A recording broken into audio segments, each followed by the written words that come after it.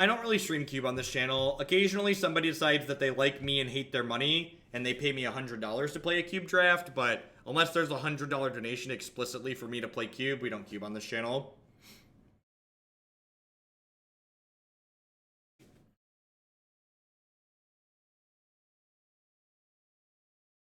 Yeah, I feel like Day 9's audience doesn't overlap a ton with Magic either. Like Day 9's got his own audience. Like I followed Day 9 and I turned on Twitch one day and he had like 2,000 people watching him play like this farm game. Like people watch Day 9 because he's great. Like he can play anything and he'd have thousands of people watching him. Alright, so mills. This is a little bit different than the mill list we've played in the past. This has a little bit more controlling elements. It's given up the Manic Scribes. We've got a couple of Dimir Charms in the main deck, which is interesting. We've got a Bontu. We've got some more searches. We got the full set of surgicals because Twitch chat loves surgicals. Let's dive right into the first match here, shall we? You retweeted me and I've been Twitter famous all day. I do what I can. I'm going to keep this hand on the draw. I think a lot of these cards are good in a lot of matches in this format. I think if we get a second land, Search for Azcanta should help us find a third land.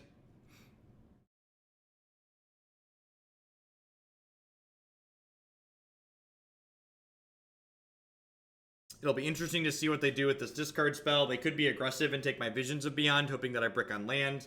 Vision of Beyond is a cantrip, so it's definitely one of the reasons why I kept this one lander on the draw, because this could give us an extra chance to find another land.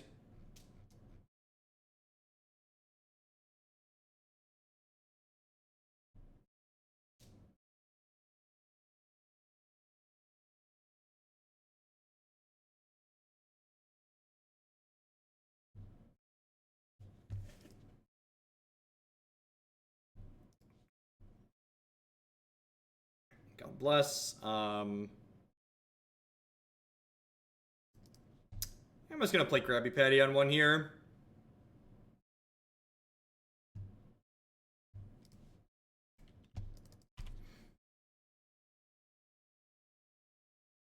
It's blue-black prison with bad win cons. I mean, I don't know about that, about strictly bad win cons. Like, you're winning via milling. I actually think the dedicated mill decks that are just trying to turbo mill their opponents are very bad in Modern.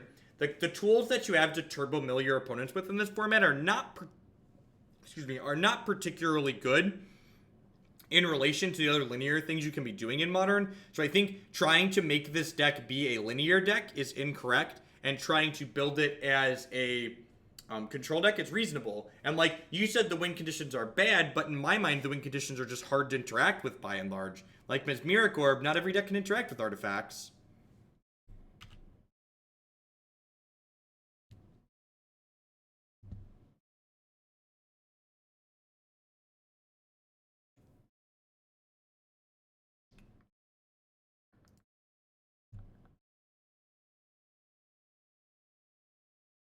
Would I ever add Tron to your deck list queue? Yeah, we've played Tron a bunch. Tron is on my website.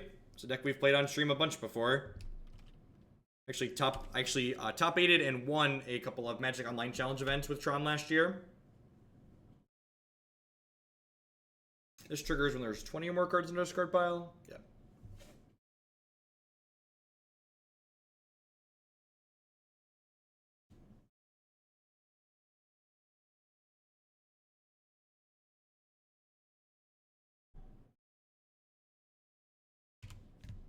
Yeah, that was before people realized Delver was a great deck.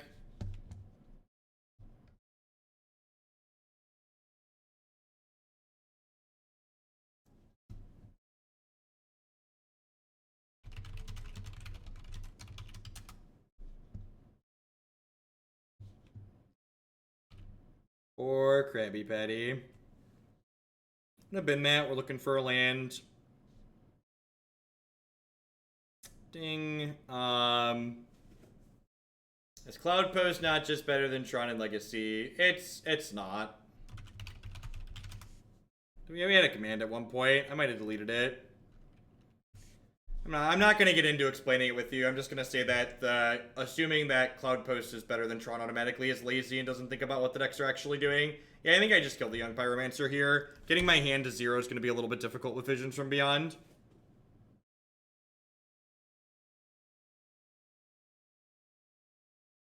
Can't log into the desktop or create a new Twitch account. It keeps saying something went wrong. Try again. That's weird. Try a different browser, maybe. If you're on Firefox, try Chrome. If you're on Chrome, try Firefox. If neither of those work, try Edge.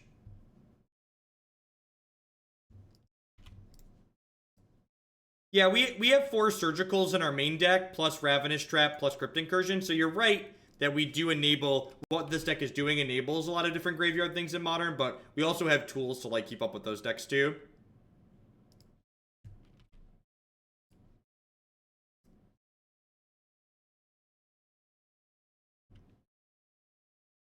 When are we seeing some black-green rock? My system is really simple. Whenever a deck gets to the top of my queue is when I play it. So you can type !donation queue chat and take a peek at what decks are coming up. Never any surprises on this stream. Always predictable. Know what to expect and when to expect it.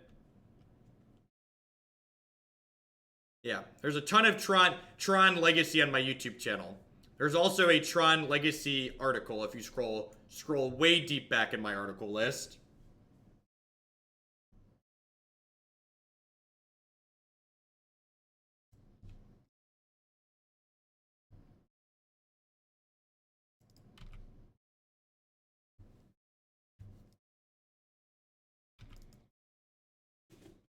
It was nice of them to make me discard a card. The fact that they burned that Colligan's command there while they know I have this Ensnaring Bridge in my hand makes me think that they have another command in hand. Or not, they just want to play the Bedlam.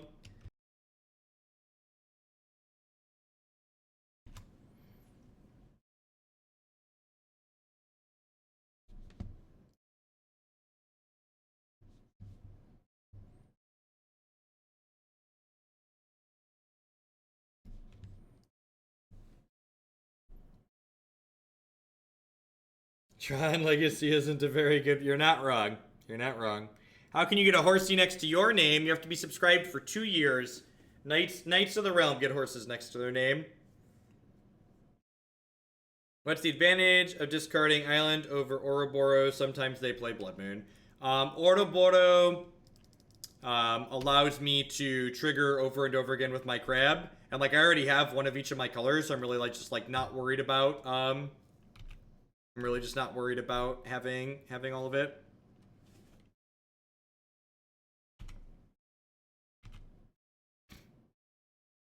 So that's why Ouroboros is in here, is because you can trigger crab repeatedly.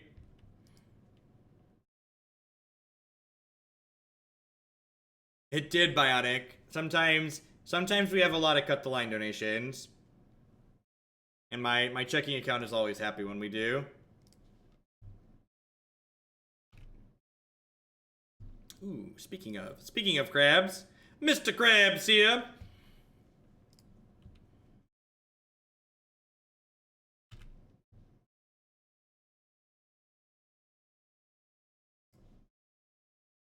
Boop ya. Boop you right on the nose. Your move, Yugi boy. That's all I got. Come at me.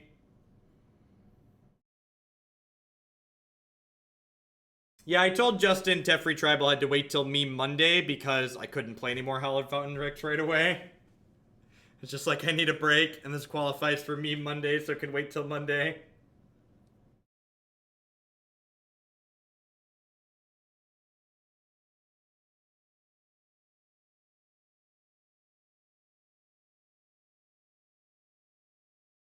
All your beautiful tabs are gone. That's the worst. You gotta set your browser to remember it when you reboot.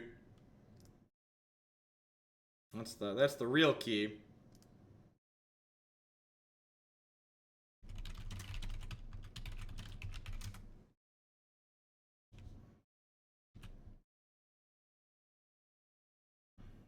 Oh, you know what? You know what's a really fun interaction, chat? Searching your library with Field of Ruin is not optional. Oh, don't. You've activated my trap card, opponent. Activated my trap card. Cast for 0. 0 of the manas. Calzor, thank you very much for checking out, honey. I appreciate the support. Welcome. Alright, so this is definitely a trap matchup. I don't think this is a Crypt Incursion matchup. This is probably... There's an Extirpate in our board, too. God bless. Brutality's probably good here. Fatal Push seems bad. I think Dimir Charm's probably worse than my other pieces of removal.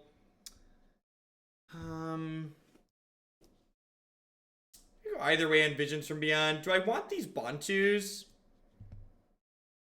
For the record, I wasn't trying to say Cloud Post is strictly better. I just didn't know Tron decks exist in a format with Cloud Post. I mean, neither of those decks really exist. Cloud Post sees like some fringe play, but it's not really particularly very good.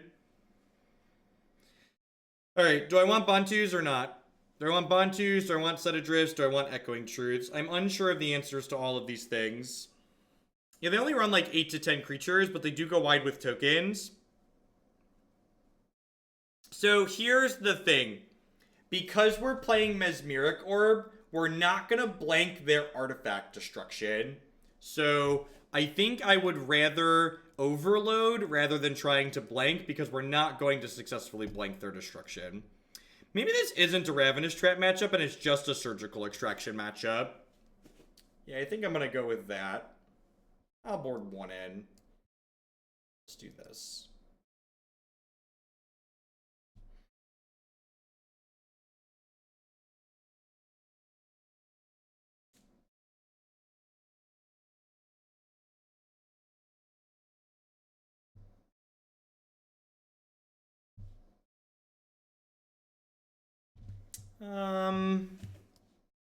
Yeah, this is probably fine. I subscribe to the school of thought that you shouldn't mulligan much against discard decks if your hand is close to functional.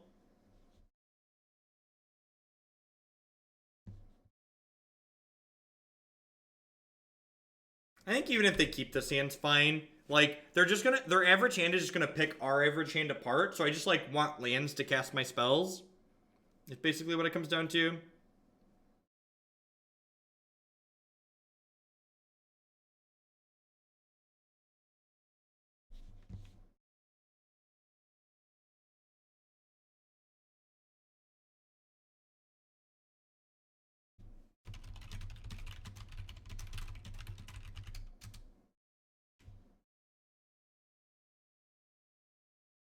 Fun fact, and this is one of those Magic is intuitive and easy to understand things. When you surgically extract someone, you can forget or choose to leave the card in their discard pile that you're targeting. When you extirpate someone, it is not optional. You have to take the card out of their discard pile.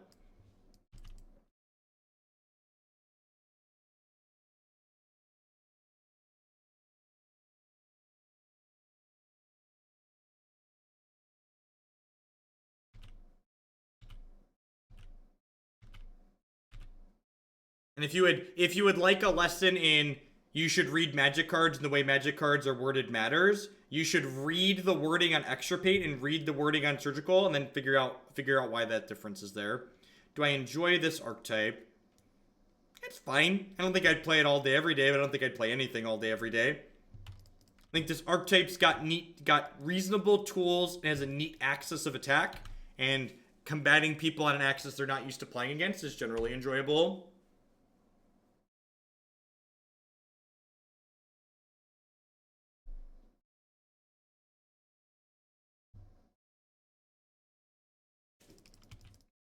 I mean, it wasn't strictly an RTFC speech. It was, there's an important distinction between the wording of these two cards that differentiates why you're able to do this with one but not with the other.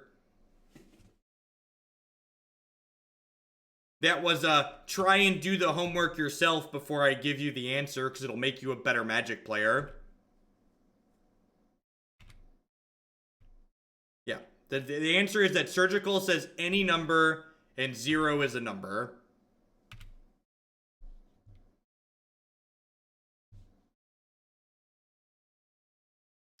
Well, that didn't work out.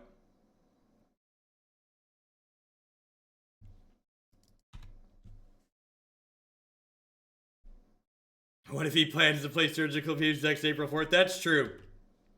That's a good point. If you've met Justin, there's a possibility he's sleeping on that one.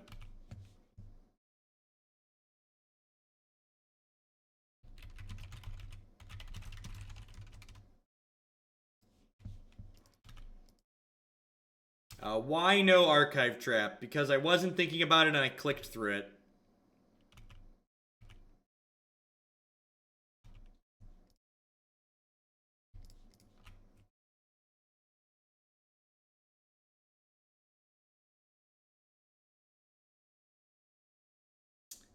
You shouldn't get ads. You have a Twitch Prime thing next to your name.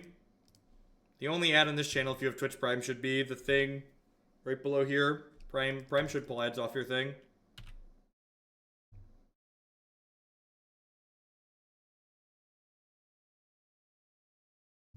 Alright, so... do I want to take their Lingering Souls away here? I probably do. I think I'm going to stop and extirpate their Lingering Souls. You can always miss cards in the opponent's deck because that is a hidden zone. And hidden zone rules are weird in Magic. Hidden zone rules are the reason, they're the reason that you can, what's it called? You can Gifts Ungiven for however many cards. How many artifact destructions?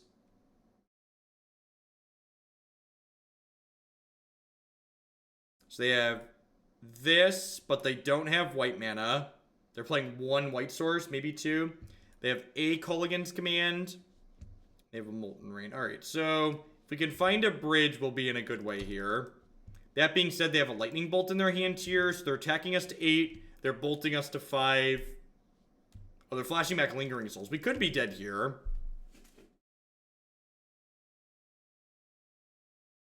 No, my health total's under a lot of pressure here. If they flash back Lingering Souls, we'd be dead very quickly. So I'm prioritizing keeping ourselves alive here. No, they had, I didn't take a picture, did I? I did not.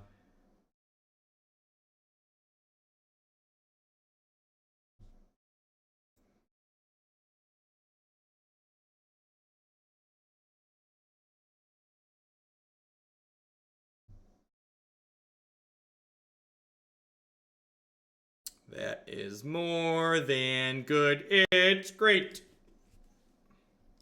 If Money, thank you for the 7-month resubscription there. I appreciate it. Welcome, welcome, welcome back. So do I want to escalate this and take the card out of their hand? Probably. But they're probably going to bolt me anyways, right? So I could keep the land and then activate Azcanta this turn. Yeah, I'm just going to kill their thing and drain them and then activate Azcanta this turn.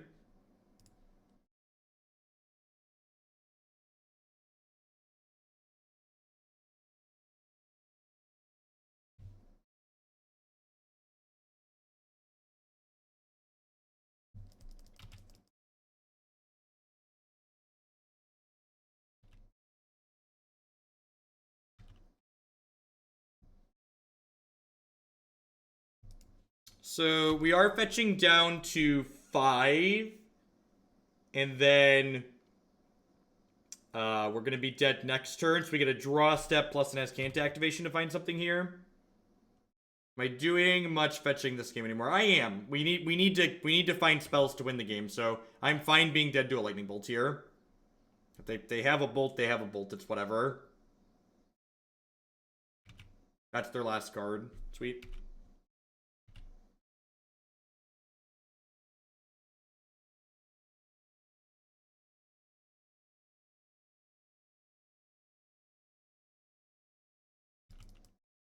Makeshift Reaper, and that was a permanent ban, by the way. That was not a timeout. People like that have no place here.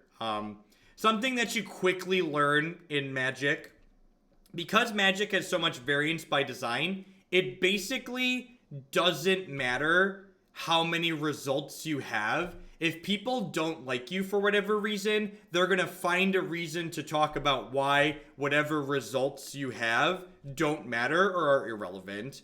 And those people just, like, aren't worth interacting with. I mean, I've told this story a lot. I remember after Brian Bronduin won the World Championship, like, overhearing people talking about how he didn't deserve to win and he wasn't really a good Magic player. It's like, holy crap, people. The man literally won the Magic World Championships here, and you're sitting here talking about how he's not a good Magic player, didn't deserve anything. Like, people are basically just the worst. Basically just the worst.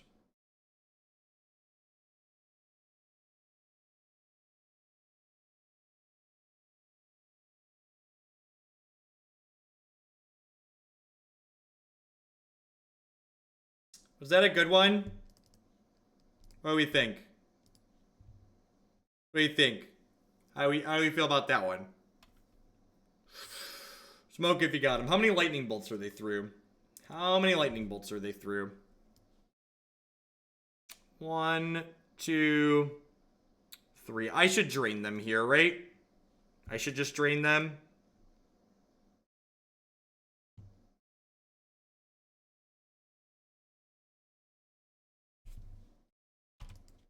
This might be a little bit aggressive.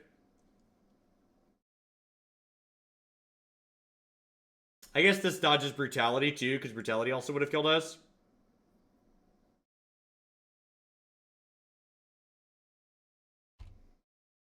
Do I play any video games? Not really. I play some Overwatch, actually. I guess that's not true. I do play Overwatch on occasion. But most of my time spent in front of the computer these days is Magic or Magic adjacent.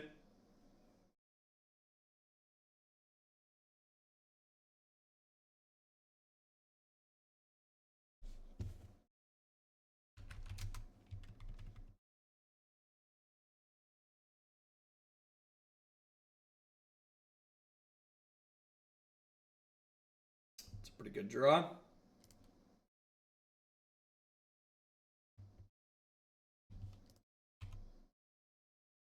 Who's my Overwatch main? Usually I have four characters that I pop between. Soldier 76, Pharah, Mercy, and Brigette. I'm not very good with Brigette, but I like playing her. She's got a fun skill set. Very flexible character.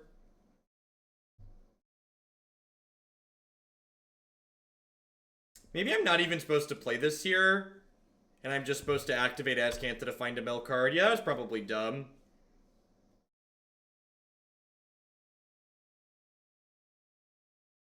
I should have just activated this to try and bury them out.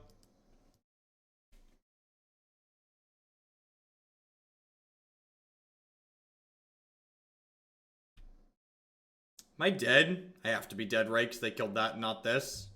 That's so tilting. Alright, would I have won the game? Did I punt? I'd have won the game. So if I'd have activated this, we'd have found this and then won the game. Alright, on to game 3. So that mistake cost me. I realized as soon as I put the bridge on the stack, I was like, oh, they have 6 cards in their deck. I probably should just try and mill them out. That's very good. Definitely keep.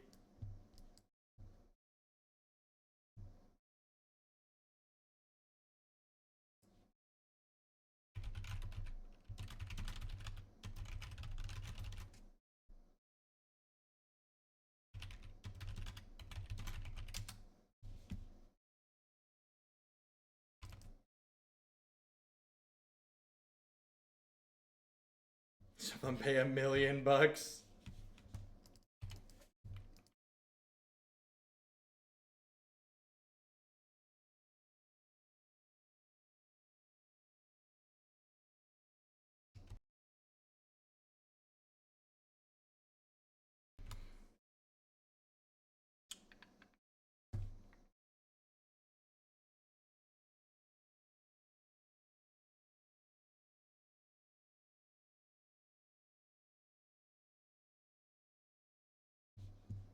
Ooh, that's pretty good. I was wondering what our turn 2 was going to be. Play was going to be here, and Hedron Crab just makes it a very easy Hedron Crab.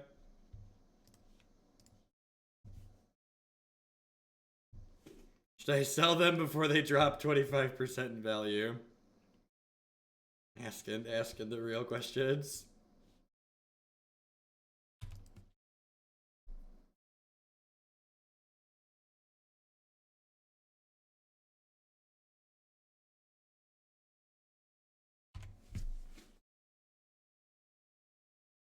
Are they really that much?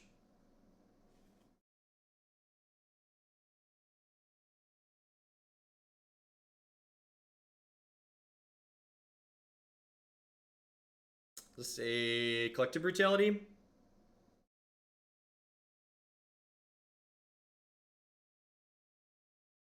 Someone please give this parrot a timeout. Fine, I'll get a timeout too. Declan does that to Christy a lot. No, mommy, you have a timeout. He usually doesn't do it to me.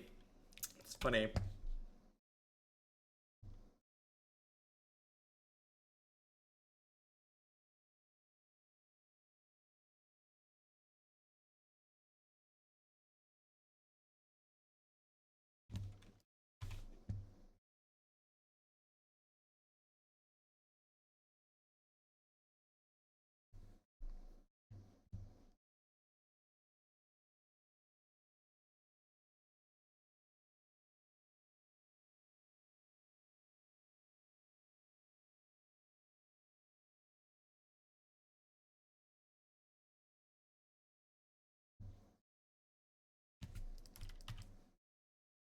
They took the Mesmeric Orb and not the bridge. No, I think Mill 10's better than our average draw here. Actually, at the point this game is currently in.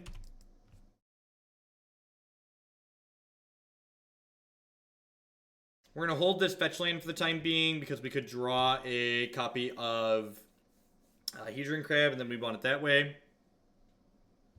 The next ban announcement date is the 20th, this Monday.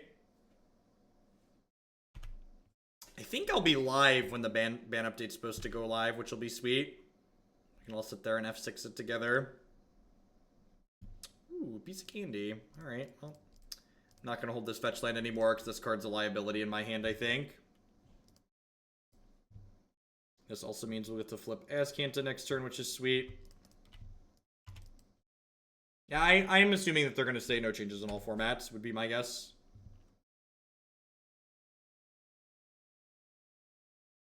If I was a gambling man, I would wager no changes in all formats.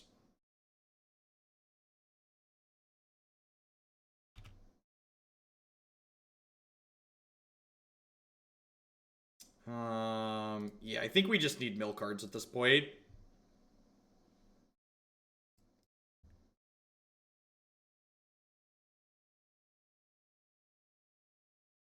I mean, we technically just had a modern TP Greenwood. The last Pro Tour had a modern portion.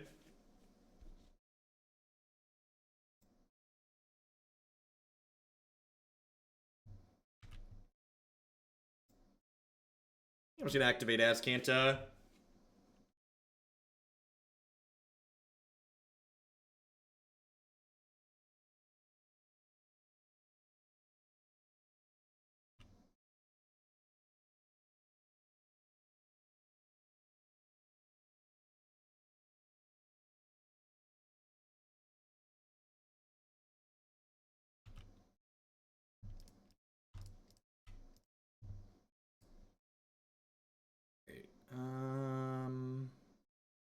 Yeah, Glimpse seems good. I've got 25 cards left in their deck, and they're milling 3 next turn. We basically just like have to not lose to our own Mesmeric Orb here.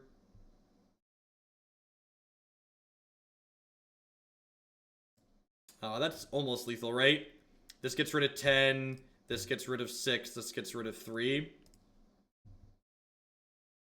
I guess we have to make sure we have enough basics left in our deck. I have Island, sweet. So I'm going to do this. I'm going to shock myself here because I would like to mill slightly less cards myself. And I'm going to go ahead and do this now. No, I should have let them untap, right? Yeah, I should have let them untap. I guess if I let them untap, they could have a lightning bolt and kill my crab. Opponent's had enough. All right, well, we could have won that match 3-0, but I punted the second game, so we had to play a third, and we were able to win that. We're waiting for the next match in this league to pop. I'd just like to thank everyone for hanging out here tonight. Welcome. This is not one of my normal slots, but happy to have everybody here that we do this evening. TGIF. Hope you're having a great start to your weekend. My name's Jeff Hoagland. I'm a full-time streamer and content producer here on Twitch. I'm playing Magic 30-plus hours a week. We focus primarily on Modern on this channel. If you're enjoying my stuff, please consider subscribing to my channel. My subscribers are the people that keep me employed here full-time. I wouldn't be here day in and day out if it wasn't for their wonderful support. If you're looking for more of my great content after this stream is done, I'm going to do this league and then maybe one more. Be sure to check out my website, jeffhoagland.com/decklist. I have a bunch of the decks that we've played a bunch on stream posted up there, and you can find a bunch of past videos with them and my preferred iterations of those decks. Past that, you can support my content by checking out some of my very wonderful sponsors. mtgotraders.com. Love to buy and sell some Magic Online cards with you. And if you use code Hoagland PayPal at checkout with them, you'll save 8% on your singles orders there. Honey is a free browser add-on that when you install it using the link bit.ly/HoogleHoney, you'll be supporting my content here at absolutely no cost to yourself. What Honey does is when you're shopping online, it takes a look at the stuff that you put in your shopping cart and then searches automatically for some coupon codes to save you money on stuff you're going to be buying anyways. If it can save you money, it offers to do so, and if it can't, it leaves you completely alone. Lisa would like to get you on your way to a better night's sleep. Christy and I have been sleeping with Lisa for the last 2 months now, and we really enjoy it. I don't think we'd ever go back to a traditional pillow top mattress. You can save $160 or more on your new mattress by checking out links bit.ly/HoogleBedUS and bit.ly/HoogleBedCA.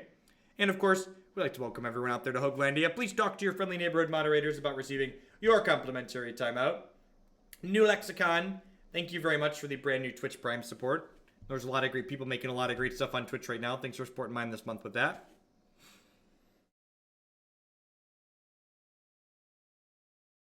Yeah, I'm also going to be on, if you're a fan of evening streams, I'm going to be on Sunday night as well. After the open is done, I plan to sign on for a little bit. Fetal Push. That could go either way. I think I'm going to bottom that in the dark. I already have this Murderous Cut in my hand as a way of from cheap interaction. Of course, there's plenty of timeouts to go around. So this gives them a chance to kill my crab before I can mill them for anything, but I think that's worthwhile here. If they crack this fetch land, we will archive trap them. Evening's Optic. Alright, let's find out which Misty Rainforest deck you're playing. Please be Scapeshift, please be Scapeshift, please be Scapeshift, please be Scapeshift, please be Scapeshift.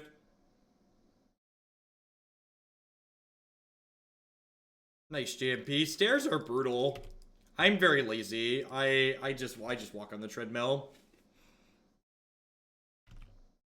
Is this Turbo Mill or a slower one? There's a deck list on your screen. If you don't have access to the Stream Decker widget for whatever reason, you can type !deck in chat to get yourself a link to the deck list. Play this. I'm gonna mail you some cards. Do I want to offer to trade Glimpse the Unthinkable for Mausoleum Wonder? I think so. Hey, Rangatangi, thank you for checking out Honey. I appreciate the support. Can mods time out themselves? They cannot time out themselves. The only person that can time out mods is yours truly.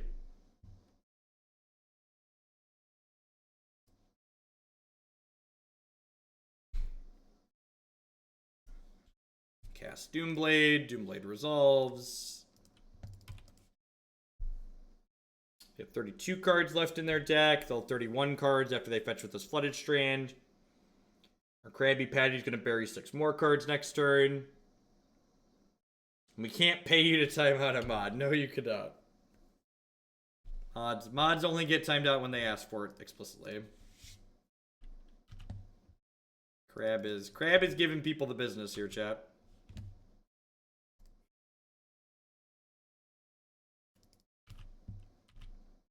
If you're not a mod, the timeout command auto times you out. If you are a mod, the bot asks me to help.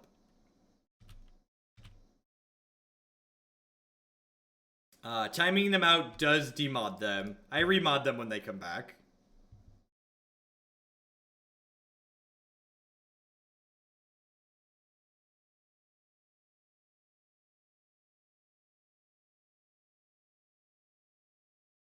Alright, they're down to 23 cards. They're down to 20 cards.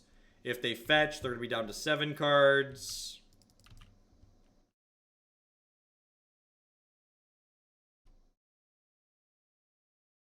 I guess if they find a land, they're down to 19. This puts them to 6. Their draw step puts them to 5.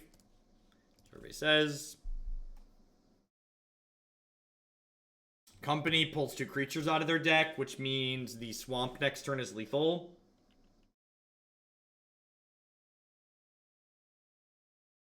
So they have 17 cards, so they're down to 4 cards after the trap resolves. They're down to 3 cards on their draw step, so if they can't kill the crab, this land is lethal. I probably should have Murderous Cut the Drogskull Captain while they were tapped out. I was just too busy talking. And by probably should have, I mean definitely should have, but hopefully it just doesn't matter.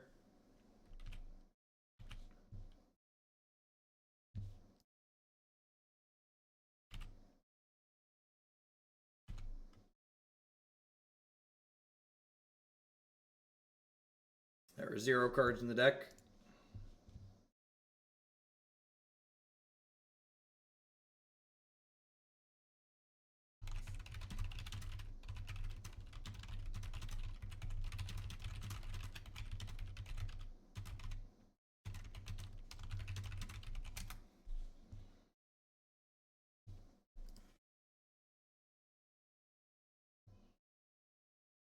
I don't want to be greedy and ask for what each type's per though. There's plenty to go around, I promise. This is definitely a Crypt Incursion matchup. This is probably a fine Echoing Truth matchup. I feel like this probably isn't a Surgical Extraction matchup. It's probably not a Visions matchup either, because I probably want to get my hand empty for Bridge as soon as possible.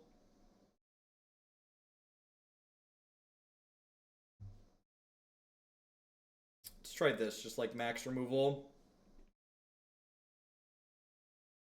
I think this deck would be a lot better if Crab had Hexproof. I don't know about a lot better. It'd be at least a little bit better, though.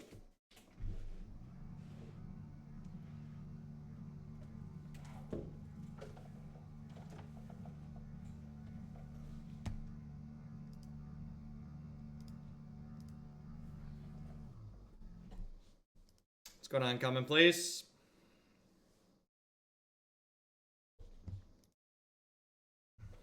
So we've got Dimir Charm here to kill a Selfless Spirit. And then we can curve into Bontu's nicely, which is sweet. Modern staple Dimir Charm, chat. Don't downplay Dimir's Charm contributions to the world. Alright, so that's a little unfortunate here. That's a Thalia. Thalia is super unfortunate, actually. I thought that was a Selfless for a second. I guess I just play the Watery Grave tap now. Save as much health as possible. Collective Brutality is like okay. It's like really not a big that great. It's a sorcery, so like it plays into Spellqueller kind of awkwardly. Need to like work my way through the threats.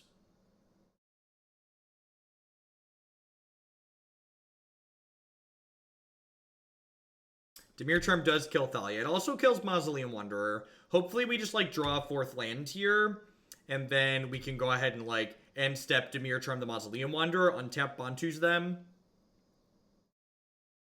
Would be an ideal sequence for us.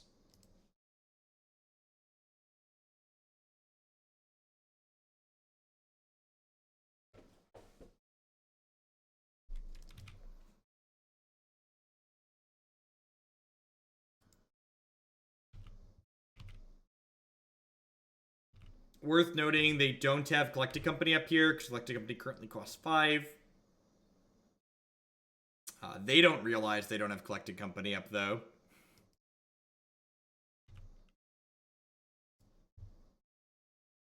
So, since I know they have Collected Company now by that giveaway, I'm going to go ahead and fetch, and I'm going to go ahead and Dimir Charm this during their upkeep.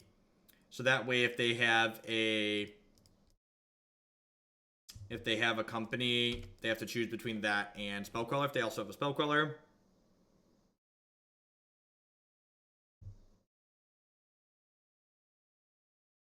Time me out if I agree. Chipotle is great. Don't besmirch the good name of Chipotle. Chipotle is good stuff. Alright, so we really just want to like draw lands for like the next 3 turns so we can like get our hand empty. Although I guess Ensnaring Collective Brutality really lets us empty our hand, huh? I want to just like full mode this. I think I just want to full mode this, huh?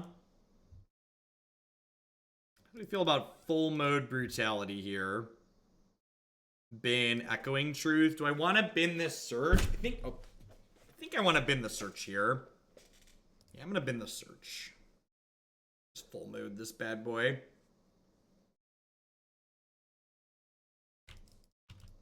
Deal. Double Coco Drog Skull, alright.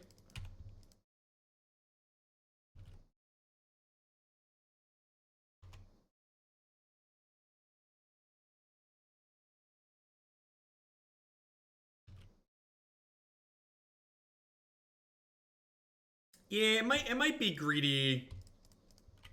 It might be greedy keeping the crab. It's like the search could potentially help us find lands, but at the same time, I kind of feel like search helping us find lands is going to be too slow.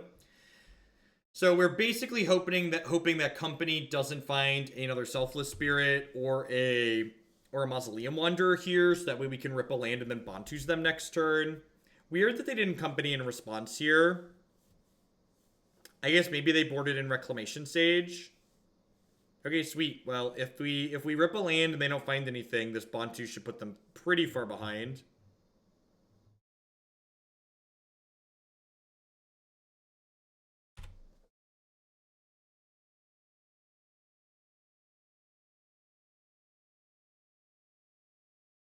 If we miss on a land here again, we're probably going to be in trouble. No, I don't think we block.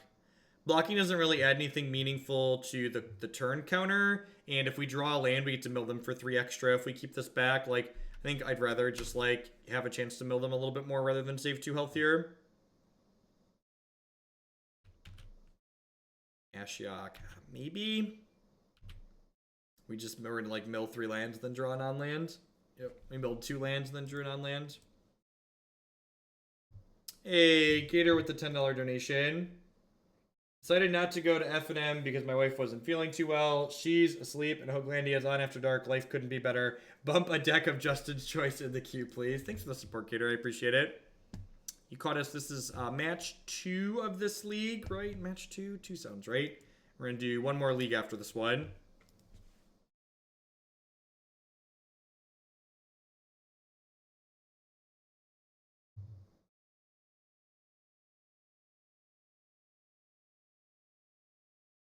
Going on that, JJ. Welcome.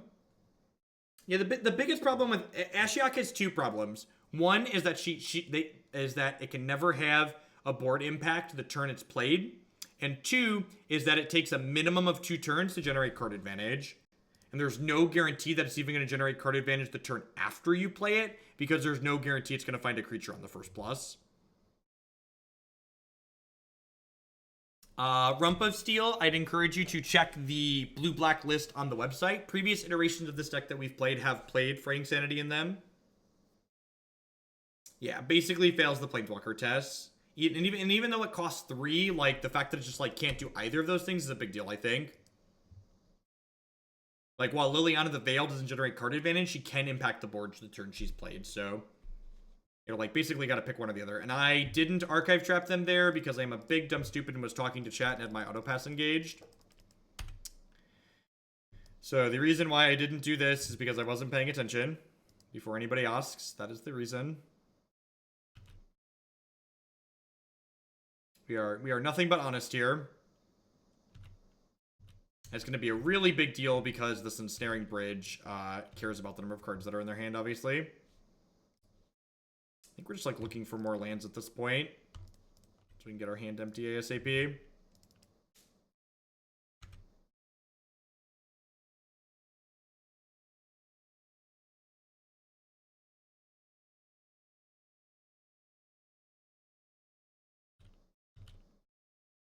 We're gonna, like, die with 1 extra card in our hand when we can't bridge them. Maybe I should have stuck the bridge in under counter magic last turn. It's very possible. We've played Genesis Chamber in that deck before. You should watch the past videos. It's, like, fine. Like, not impressive, but fine. Did I play Glimpse the Unthinkable here? Probably. Like, Spellcaller didn't feel real bad, but I also just, like, need to get cards out of my hand here.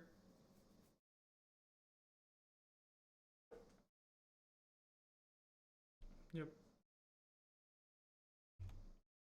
So we're taking 6 next turn.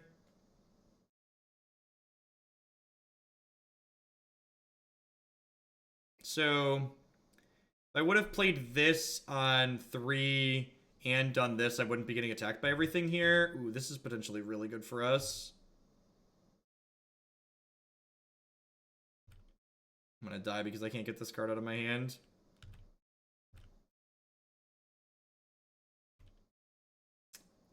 Do I want to...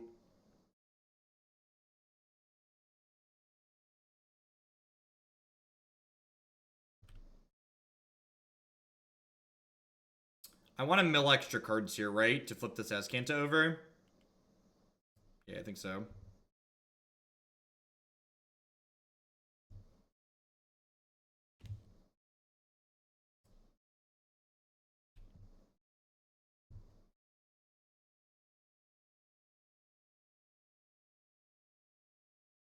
I'm looking for a land here, right?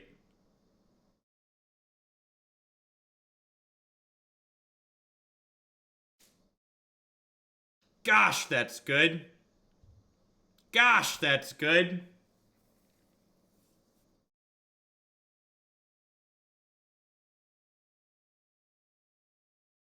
I need to keep the Crypt Incursion here, too.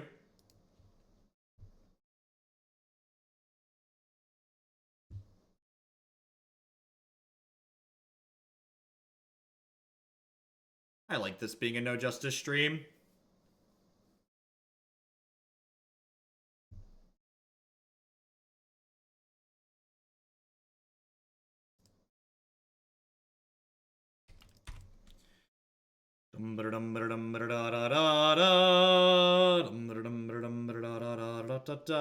Don't disenchant my Ensnaring Bridge. Don't disenchant. So I could have gained 1, 2, 3, 4, 5. I could have gained 15 there, but I think it's better to just stick the bridge. I think it's better to just stick the bridge there.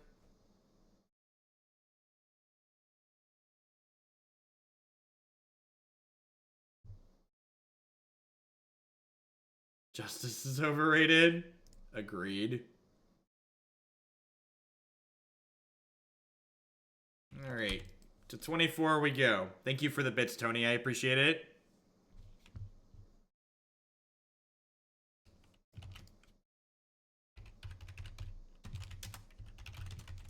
Welcome back, Nivek.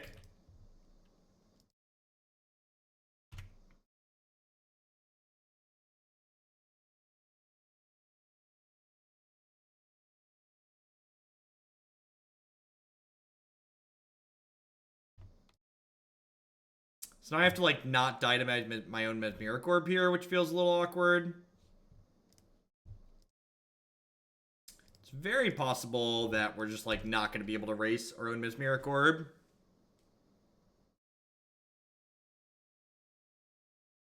Yeah, I need a way to kill them. Because they can just, like, not do anything, right? Wonder if this build is leaning too heavily into Orb. And, like, needs a way. Honestly, yeah. Maybe cutting the fraying sanities is too much.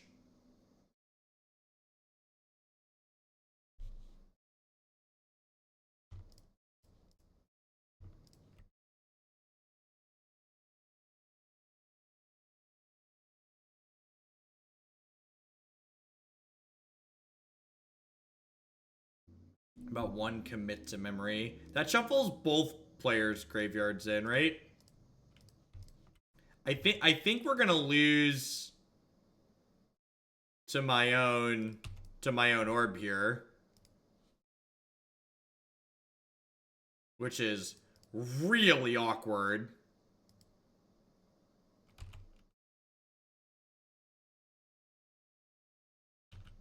Like, I'm milling 7 here and going to 13 cards in my deck. I just, like, can't activate my own Azcanta. I just, like, have to hope to draw it naturally.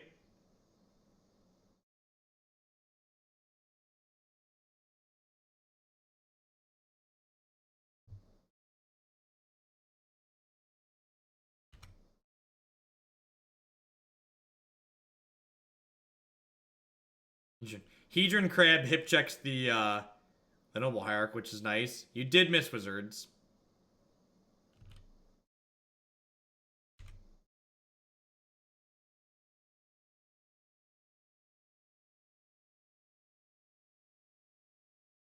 That is, that's actually lethal. Because they're gonna mill 1 on the untap with this, which puts them to 0 cards. Oh yeah, I should Collective first. It's free. I should definitely duress them with this first because it's free. It's a good point. This is thankfully a no justice stream. So we're 2-0 now, but I definitely should have spot checked for like a negate or a spell pierce there, or unified will. Whatever the kids are playing these days.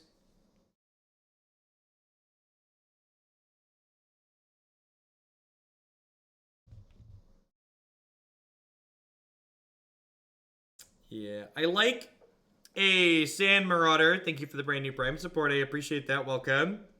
I feel like the direction with a little bit more controlling is probably better. But I also feel like we've probably like 1 or 2 more mill things maybe. Like cutting the 1/3, whatever that card is called, the Manic Scribe seems fine, but maybe the Frank Sanities need to stay here.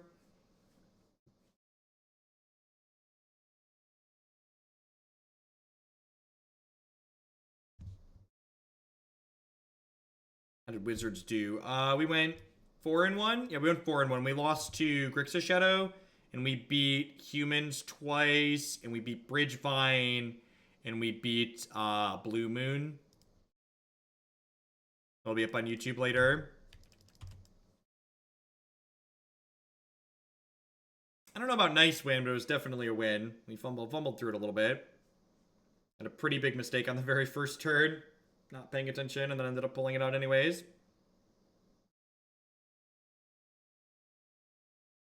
My opponent letting me know that they're a member of Hooglandia.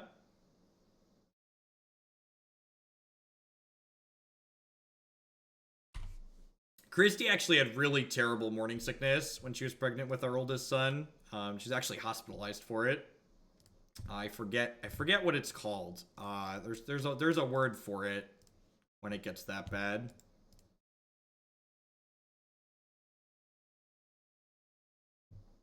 Ooh, they're playing this Landfall Scapeshift, looks like it.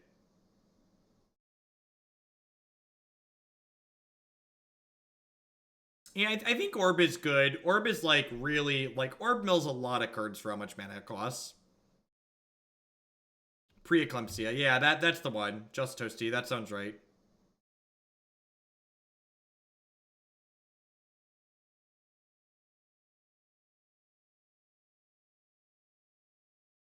And we're gonna hopefully make it very difficult for them to win via the Scapeshift plans. We just like have to not die to their creatures. Boom.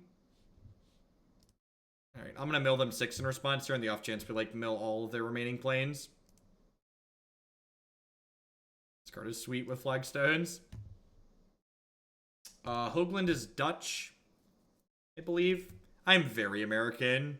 My family's been in America for many generations, so there's origin somewhere else, but obviously all Americans, like, unless you're a Native American, came from somewhere else.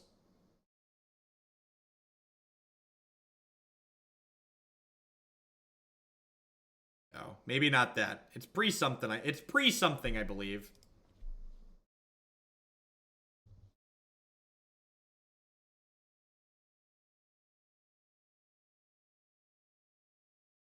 Well, we're not a Turbo Mill deck all the time, but this game we certainly are. When Mr. Krabs gets off his shift at the Krusty, he is. Let's get a little frisky here. Send a message, chat.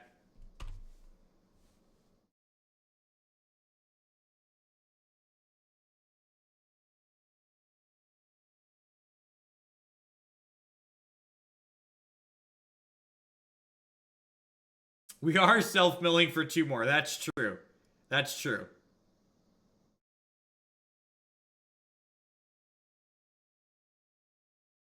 Pretty kitty. Think they're out of lands yet? So we're going to mill them for 12 more here, which puts them to 8 cards in their deck. Hyper Emesis. Yeah, that's it. I'm confident that's it. We 4-1 the Blue-Red League. Ooh, a piece of candy. Alright, so in response to these triggers, I'm going to go ahead. Oh, nope. I'm auto-yielding to those triggers. So I should have surgicaled them in response to those triggers.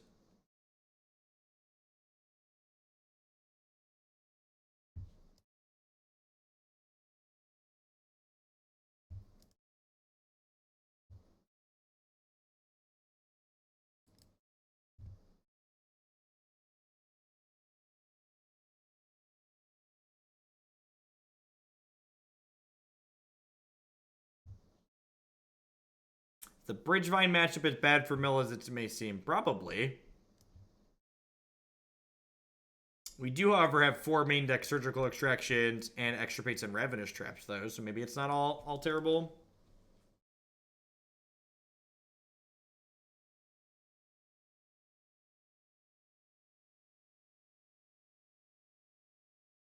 A bridge here, I think.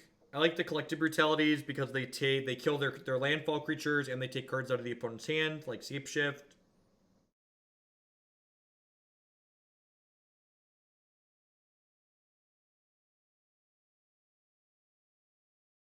Finally watched the blue-red Giftstrad video, the blue-white Giftstrad video to equip a Batter Skull to a Colonnade. Yes, we did. Yes, we did. It's feeling. That Colonnade was feeling feisty. Needed to hop in the car.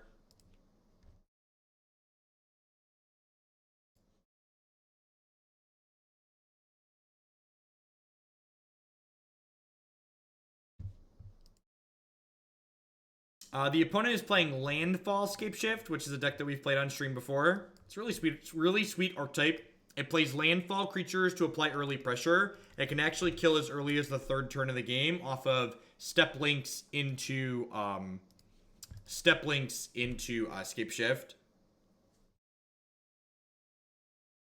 Nah, I like Surgical because we can use it to take all their Valakuts out of their deck potentially. I think it's got a reasonable amount of upside.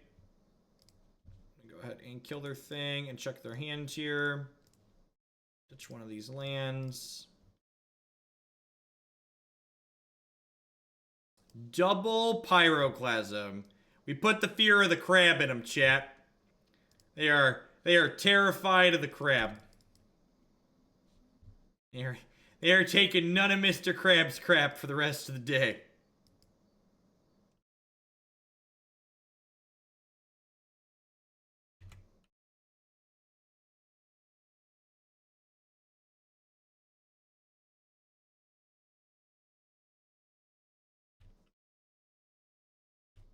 Yeah, I'm just gonna Brutality this. Dimir Charm is flexible. It can kill,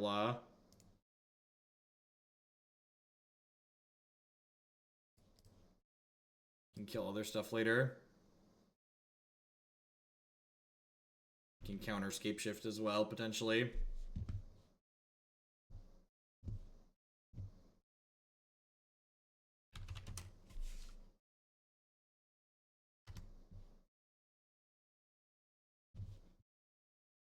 I feel like 2 Field of Ruin are enough. Yeah, I think so.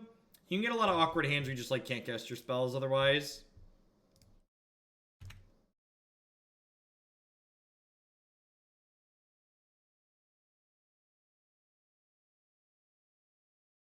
Now, a lot of the matchups where you like want a bunch of ways to kill their lands are like pretty decent matchups. This deck's pretty good against like mid-range and control decks because they have a hard time interacting with the axis we're attacking on.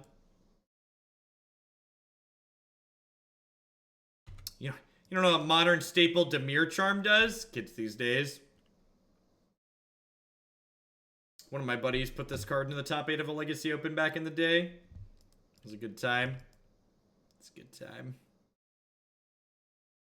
If they find a Knight of the Reliquary here, we could be in a lot of trouble. Knight's going to be a real big boy, and they have Prismatic Omen, Flagstones, and this too. Okay, there's the Omen. I guess even just lands they start playing now are pretty good for them, right?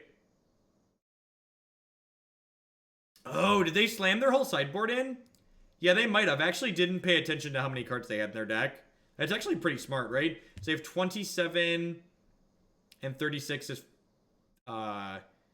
56, 63. Yeah, it looks like they slammed their whole deck in.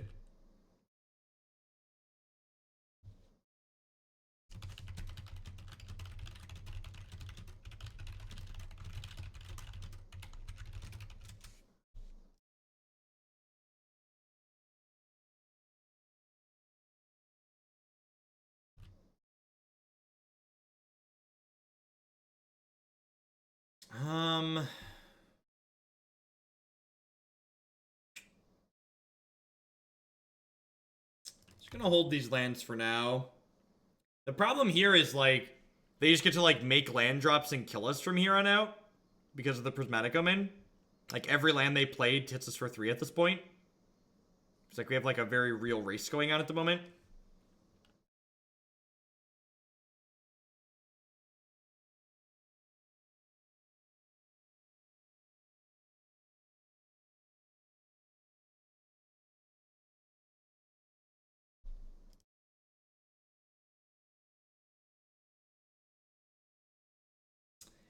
Cast Modern staple Dimir Charm. Krusty Krab! Krusty Krab! Surgical Extraction.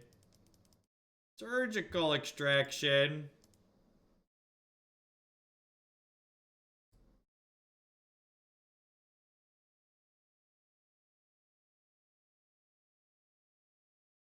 I'm going to take a Pyroclasm here. And then I'm going to draw step. Take their surgical extractions away. Or take their Scapeshift, sorry. And the reason why we do this inside of their draw step is because this way if they draw another Scapeshift, we get to get that Scapeshift out of their hand as well.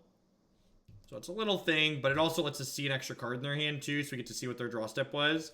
Get a little bit more information to play around that potentially if it's something we need to play around. They drew a Knight of the Reliquary. That is terrifying. That card is going to kill us very quickly.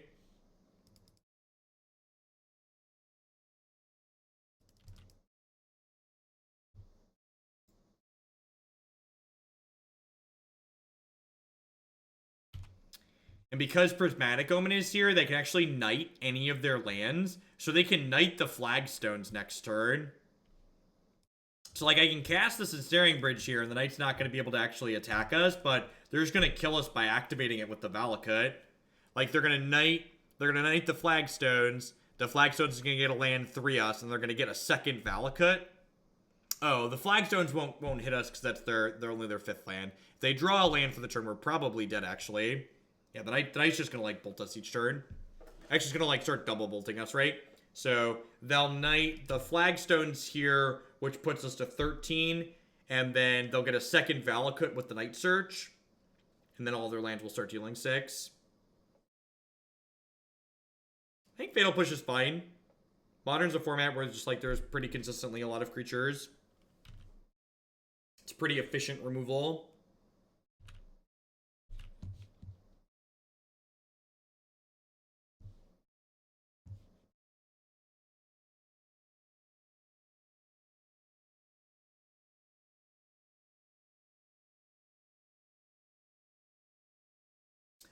I can't trap them in response to them activating the Knight of Reliquary.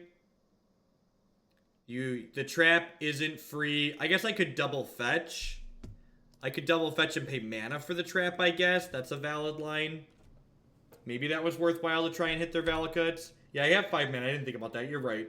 Yeah, maybe I should have paid 5 mana for it.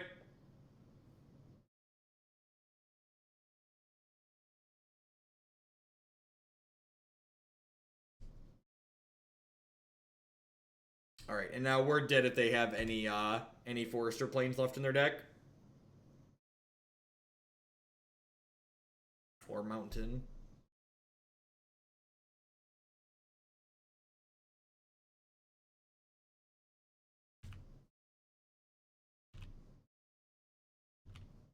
Yes, yeah, the deck size number is small. They currently have 17 cards left. Which, to be fair, they boarded up 15 cards most likely, right? Are they out of fetchables? They might be out of fetchables.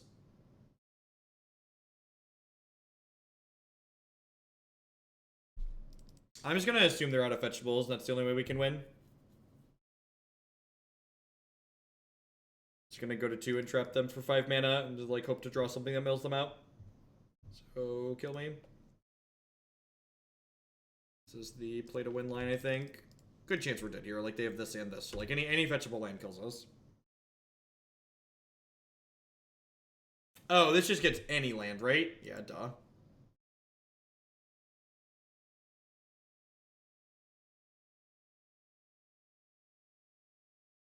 Alright, I'm going to cut these bridges and just max out an actual removal. If the bridge had just been a Doomblade, we'd have been much better off.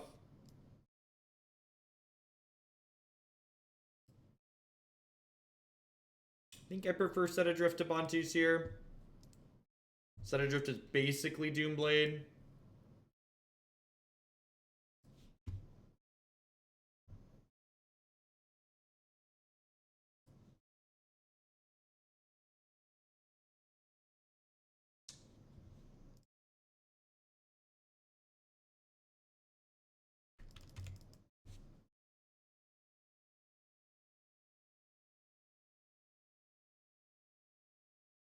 No, you can't tutor anything with Prismatic Omen out. The Prismatic Omen doesn't affect cards that are in your deck currently. Should have kept the first hand? I don't think that's true. I think on the draw I would have thought about keeping the first hand, but definitely not on the play. No, I think Orb is still good. Orb is used in conjunction with other mill tools.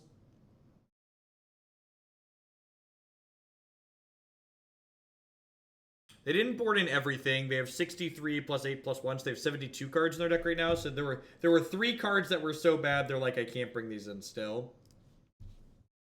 Rest in peace. Wow, that's actually... That's kind of like the next... That's kind of like the next level on the surgical extractions, huh? That's sick. I like it.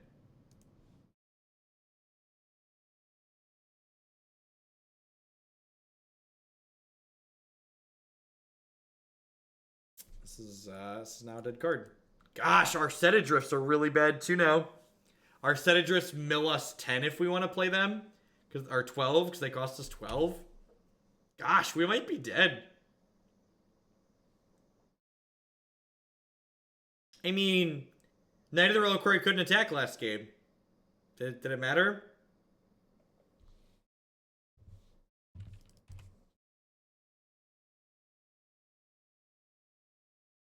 Alright.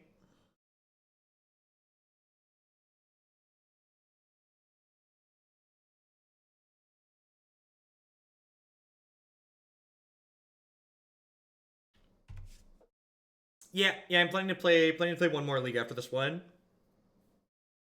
And remember, if your viewing doesn't always line up with my live time, my YouTube channel has a ton of content on it. YouTube.com/Jeff Hogan. Everything I stream gets archived there. Give me a Doomblade. Give me a Doomblade.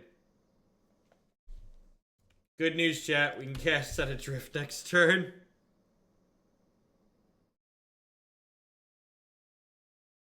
Woo! Bury him deep. Well, welcome to a live one, New Lexicon. Yeah, I need to try and get on for at least one evening stream every once in a while. I was previously doing at least one a week, and then just got so caught up with traveling that I wasn't able to. What am I doing on so late? Daycare was closed during the day today, so I ended up couldn't stream during the day because the kids were around, and they are loud. Loud.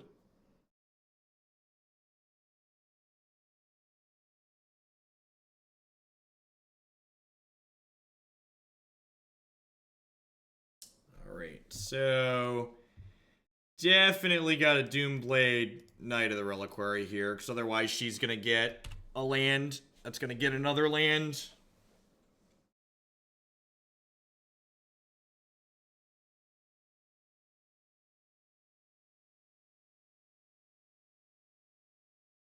Snicker, like Marge Simpsons. I don't think I've heard that one before. Alright, so this is 6, 7, 8, so we're dead next turn.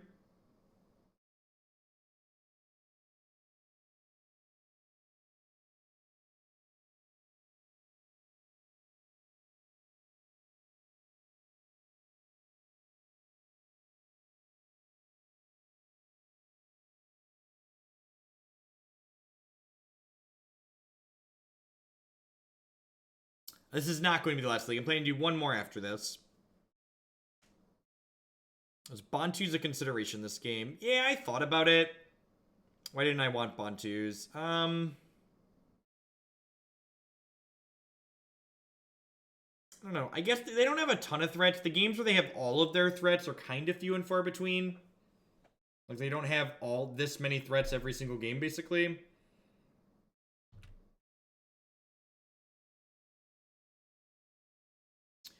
So, do I Dimir Charm to kill a plated Geopede here?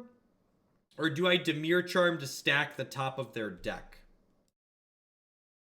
What do we think? Because they've missed a few land drops in there, so I kind of want a Dimir Charm to stack the top of their deck. Just like guarantee they brick this turn. It also mills them 3.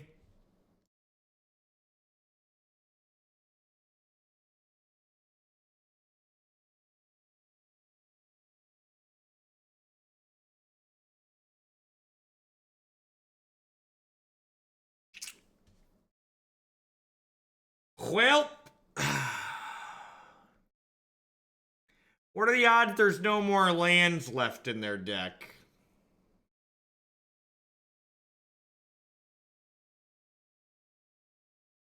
The Wooded Foothills definitely kills us, so... Yeah, the Rest in Peace won this game for them. Like, hands down. If we'd have been able to Surgical here, it would be really good. If we'd have been able to Set Adrift at any point, it would have been really good. Yeah, just boarding up was really good from the opponent's part. Like, they're finishing this game with 13 cards in their deck, and they boarded in, 12 extra cards. And then the Rip really shut down both our Delve spells and our Surgical Extraction plan. So, I'm assuming there's at least one land left in their deck. We'll make them show it to us.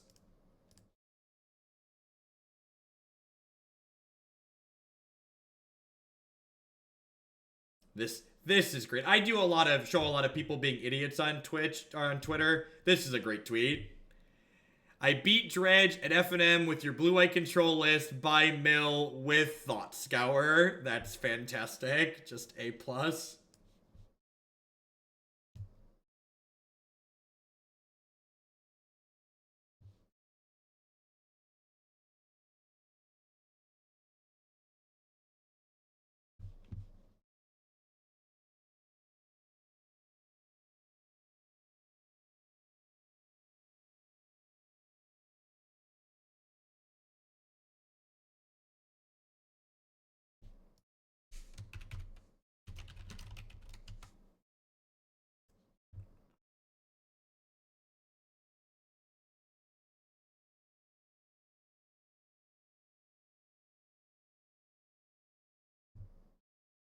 So we're dead to even one land here. We got a whole lot of nothing going on. Do do do do do do.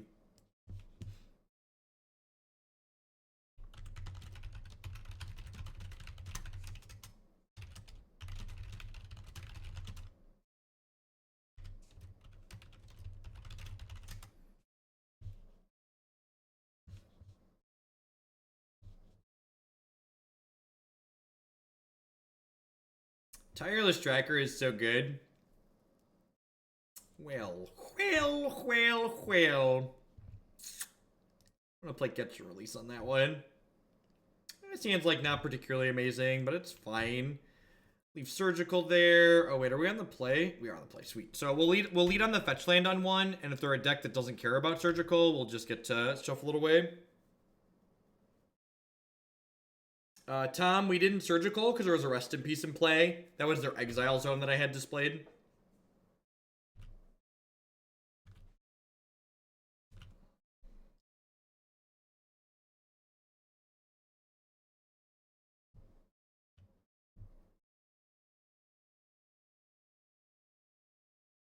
If I draw land, I think I'm going to Glimpse. If I don't draw land, I'm going to search for Azcanta to dig a little deeper. Every deck has magic cards, so thus they all care. You're not wrong. All right, we hit the land. Am I still just supposed to search here?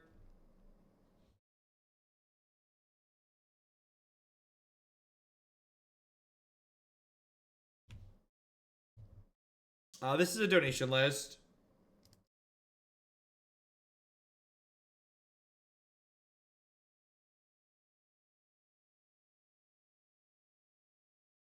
Cookie Lord with the sub gift. Thank you. That's very generous.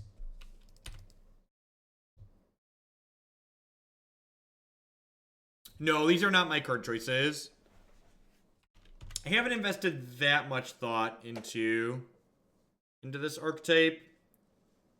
I think after playing this league, I think we might have gone a little bit too far. The last time we played the last mill list, we thought we wanted to go a little bit more controlling and trim some of the mill elements. And I think this specific list might have overcompensated in that direction too much. We might have too few mill components now at this point. I actually really like Dimir Charm. Don't you be down on my boy Dimir Charm. Dimir Charm's got your back, chat. Dimir Charm is never going to let you down. It's never going to run around or desert you. I'm going to eat a couple of nuts because I'm kind of hungry.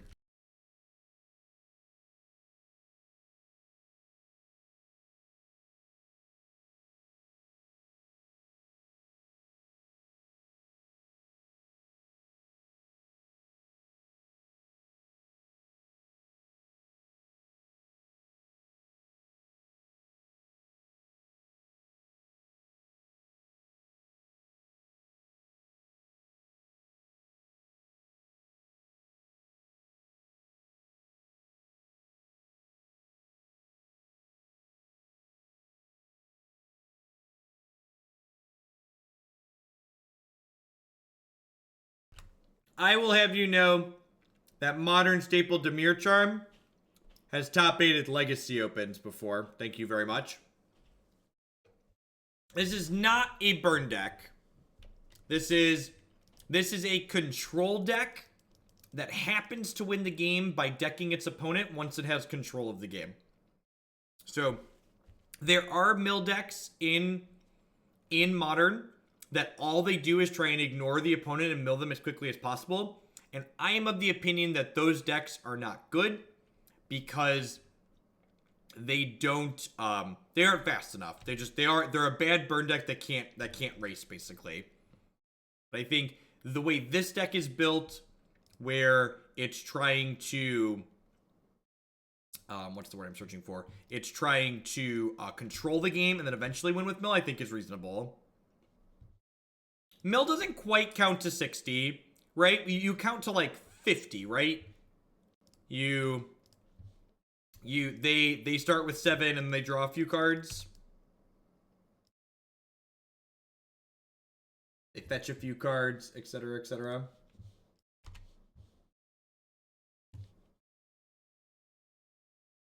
Definitely more than 20 though, and burn doesn't even really count to 20, right? Like the reason why one of the reasons burn's often good in Modern is burn's only counting to like 15 in a lot of games.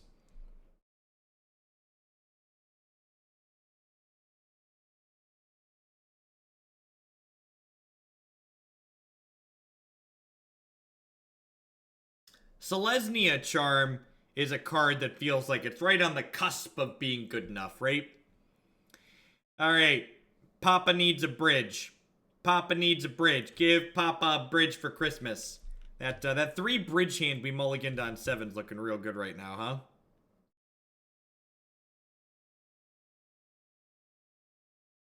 I play Death Shadow, Burn, and Infect count to the same number against me. Yep.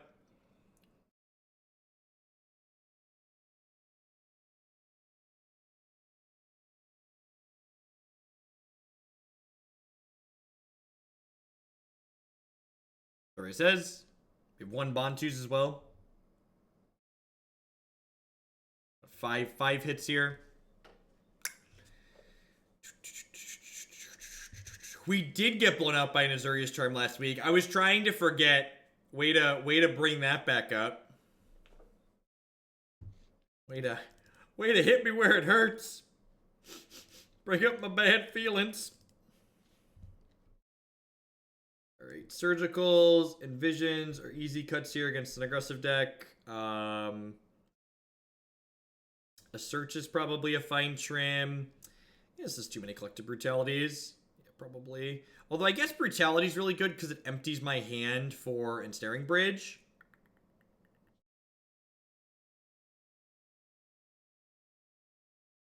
I grabbed the list with Leyline Twerkin. I saw that. So I have the latest iteration that was there as of like 4 o'clock this afternoon. I put all my cards together to get prepared. I think Leyline's fine. It's very powerful. I'm just gonna bottom anything that's not a bridge here. I did add, I think I made one change to your list. I added a third Collective Brutality to the sideboard. Because I love that card and I hate losing to burn. Things I love, Collective Brutality. Things I hate, losing to burn. It's like, Collective Brutality is just like this perfect overlap. Oh, I should have boarded these out. Why didn't I board out the archive traps, chat? They don't fetch. Gosh, I've made a huge mistake.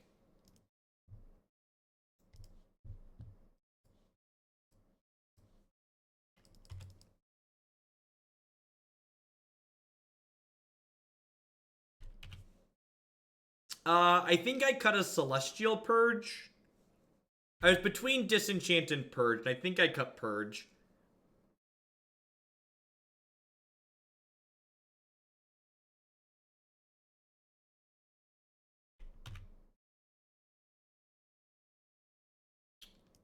Nope. That one can stay right where it's at.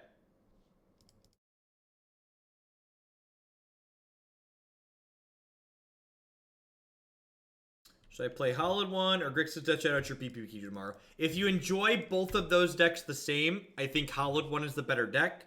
But if you really love playing Grixis Shadow and you like playing it a lot more than you like playing Hollowed One, I would play the deck you enjoy playing more. But if it's a pure power level perspective, I would play Black Red Hollowed One. I think that deck is stronger in the format in general.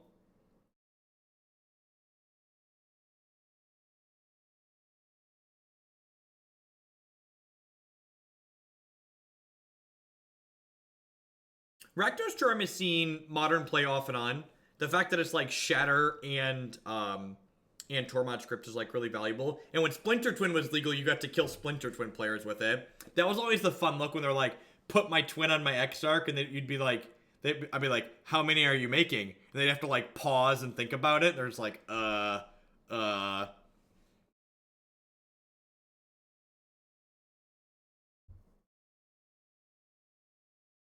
2, 3, 4, 5.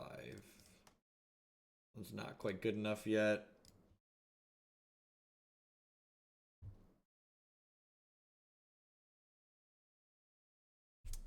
They can keep a Lord. Lords are not particularly useful for them at the moment. Usually Merfolk decks have some amount of Echoing Truths that they board in most matchups, so I wouldn't be too surprised to see them have that here as an out to Ensnaring Bridge. You do have a shovel. You're subscribed now. Someone gifted you a sub, Tim, if you didn't notice. So enjoy the emoticons. Yeah, Golgari Charm's seen play too. Actually, I have a Golgari Charm in my black-green rock sideboard at the moment.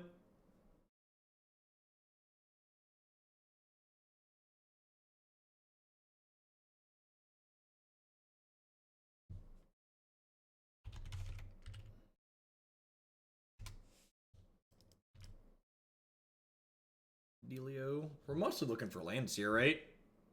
I'm gonna bin that, just like looking for a land, basically. Collective Brutality. What if I wanted to take a peekaboo at what's going on up here? I wanted to get in here and figure out what's up.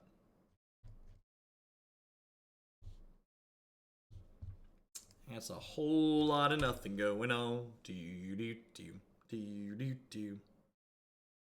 Did I encounter a lot of cheaters when I was playing Paper Magic a lot? I didn't encounter a lot of bad cheaters. If I encountered good cheaters, I probably wouldn't be aware. We are 2-1. We're down a game in this match, although this one looks to be going okay for us.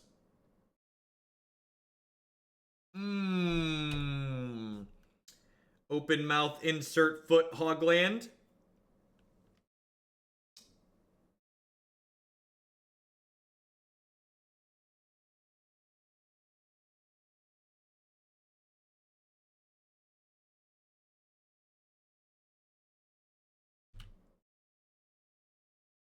Need a black source. Need a black source. Oh, I can put this on top. But that doesn't do anything. I just need a black source, right? I should have discarded this to Brutality.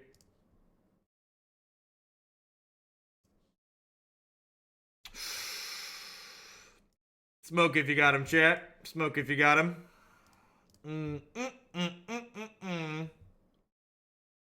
Ever caught someone cheating in the act? I've not. And I've played a lot of Paper Magic, and I'm fairly vigilant while playing, too. You. Exile all your stuff. Thank you.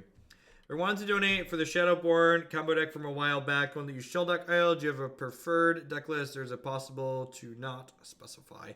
If you wanted to donate for an archetype on my website, you could just say the one on my website. The original DD. Just say play the list on your site, or play your latest list.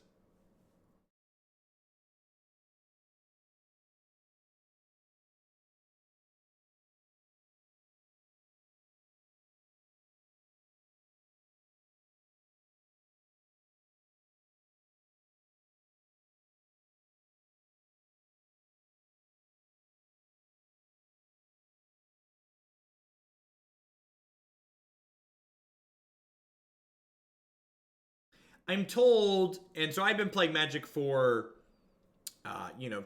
15 years or 16 years at this point, but I've only been playing competitively for like the last 5 or 6, and I'm told that back in the day, competitive Magic used to be a lot scummier than it is now. Well, that's not castable currently, because I only have 1 black source. So I guess we'll just cast our trap card the hard way here.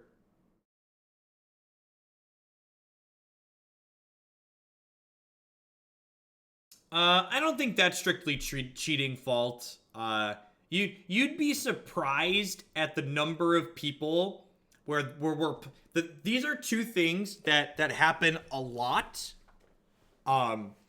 Players would be borrowing cards. Actually, this happened a lot when Shocklands were standard legal, because people would move their Shocklands between their standard and their modern deck. People would have like only their Shocklands and their Snapcaster Mages double sleeved in their standard deck.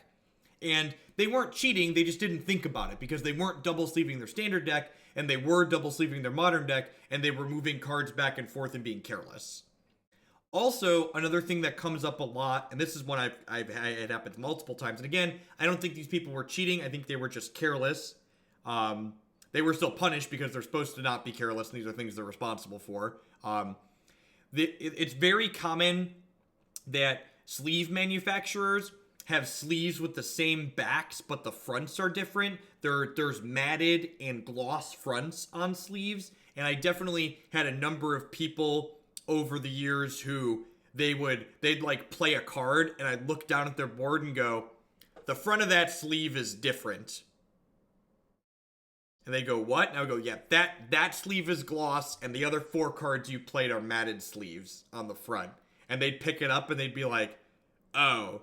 They're like, I bought an extra pack of sleeves and like had half of another one left or something. It's like yeah, it's like this isn't the first time.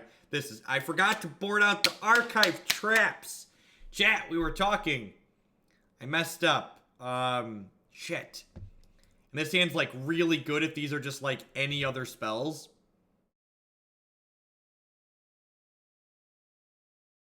I feel bad now. We're gonna lose this. We're gonna lose this, and it's gonna be my fault.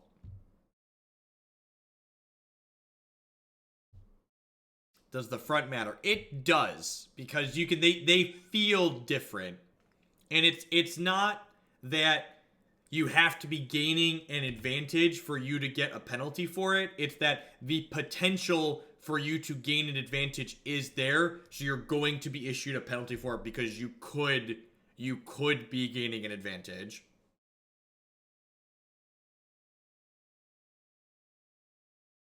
I have a very good attention to detail, generally speaking, especially in comparison to other people in my experience. And things with sleeves like that are things I noticed on multiple different times.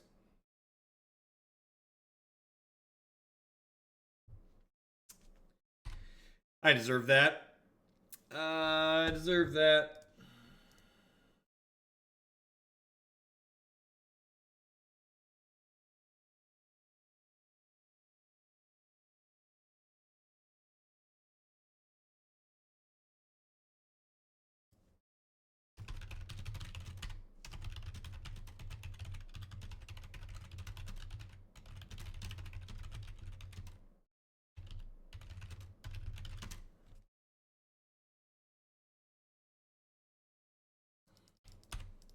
I'm gonna take one more draw step at a black source here. And if we miss, we'll concede.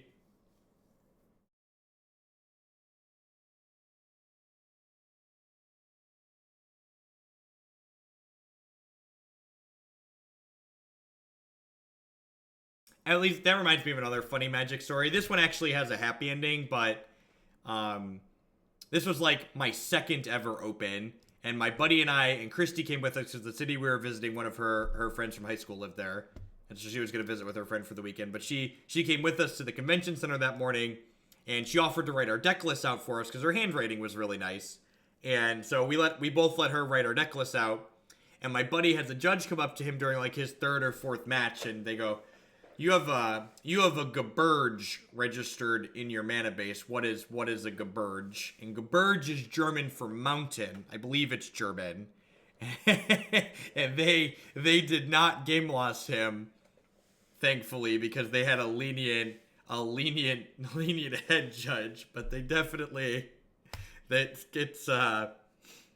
you're supposed to write explicitly the English names of the cards in your deck. Like, I'm certain that I just butchered the pronunciation of that word, whatever it was, but he had the German mountains in his deck, and she just, like, wrote what was on the card.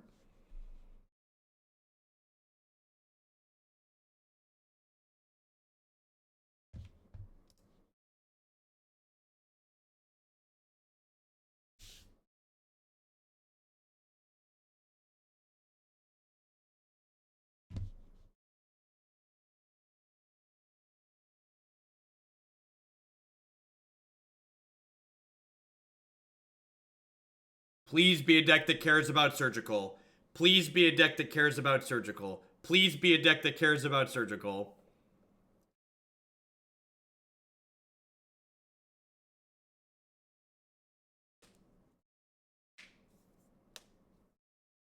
Does me popping my fingers come across loud over the microphone? Maybe I shouldn't do that. It really bothers Christy and some other people when I do that. Pippity pop, the fun don't stop.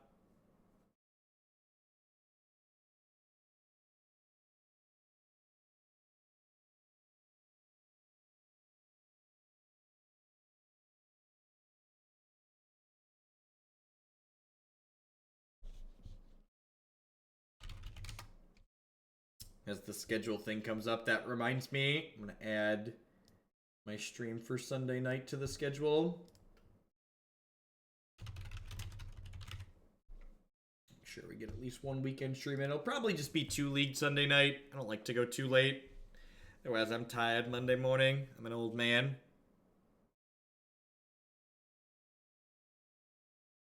ASMR Knuckles.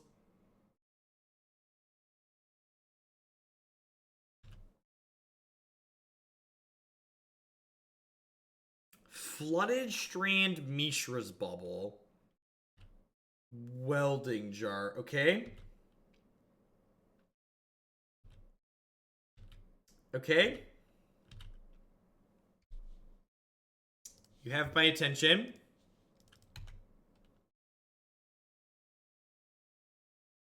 Oh, it could be prison. Yeah, you're right. It's probably prison.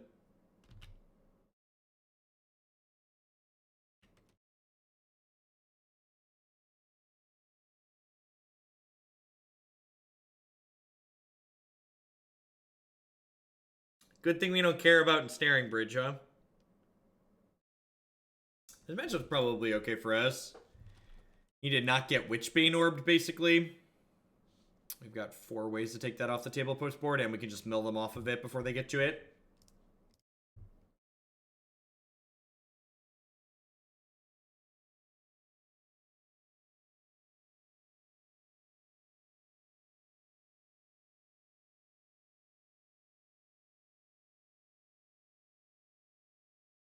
Oh, they have Academy runes, though, right? How do we beat Academy runes, chat? You have Field of Rune? God bless.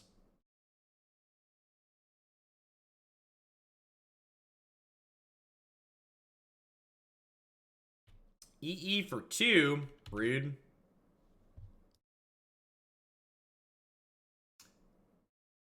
Surgical does beat Academy. You're right. Good call. Good call.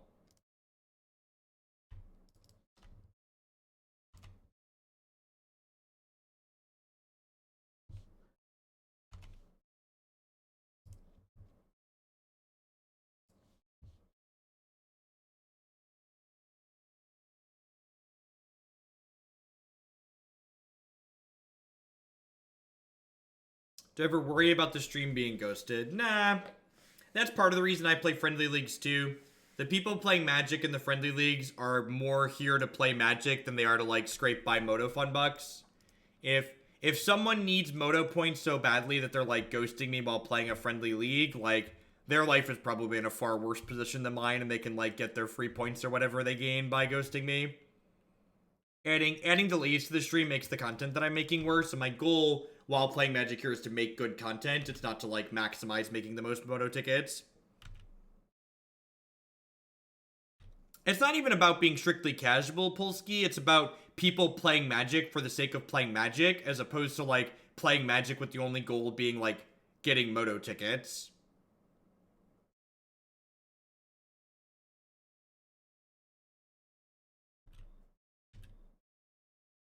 Like, there's something to be said about being able to test Magic and worrying about learning and making better plays, rather than just like grinding every optimal second, right? Like making people click through their infinite combos and stuff.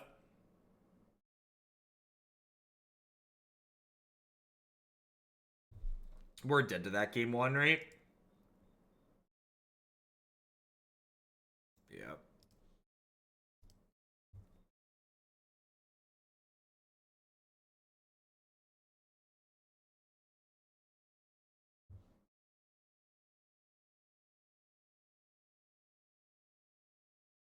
Alright. All this creature removal can get out of our deck.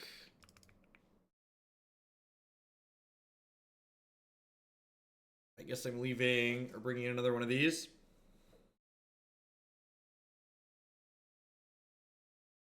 And took 6. Does your FNM not pay out based on record, Draven?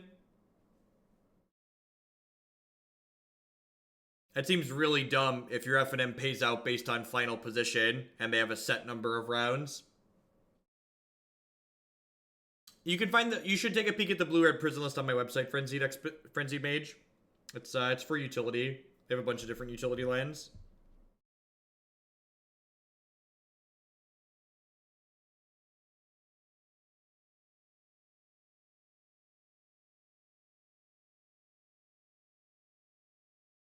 That sounds really terrible if they care about position and they only do 4 rounds. Like, doing a set 4-round FNM is great. It lets people predict how much time they're going to spend at FNM, but then they should pay out packs based on your final record, not your final standing. Yeah, that's really crappy. I would direct that feedback to your store. Yeah, some amount of packs per win, or like when I played FNM, the local store in town, they gave packs if you went 3-1 or 4-0. Yeah, that's really stupid. Not well designed at all. Like, if you're gonna pay out based on final position, you need to do like top 8 and the whole shebang. Yeah, FNM is supposed to be casual, and like pack per win is the ideal way to do it, I think. That way, even if you go 2-2, you still get something. Like even the store that I went to, only giving packs for like 3-1 in. I think they give a pack for 2-2 as well. I don't actually remember. It's been so long. Pack per match win with a minimum 1 to 04. That's really great. Like that's what it should be, right? Like that way, if you're like only paying $5 or $6 and you like don't win anything, you still get a pack. Like you don't feel like you wasted your night. And like obviously you got to play Magic, but like you feel good walking away with something. Like you're not paying money to gamble. You're paying money to at least get 1 pack.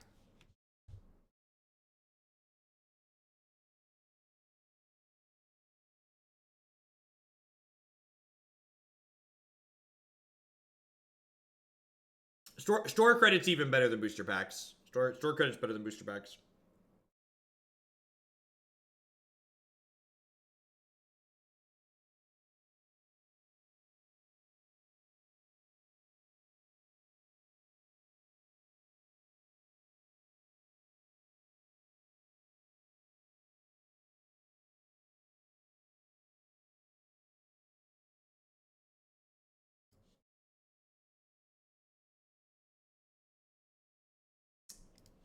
So this hand needs some lands, but it has a lot of the tools I think we need to be successful in this matchup, so I'm definitely going to keep it.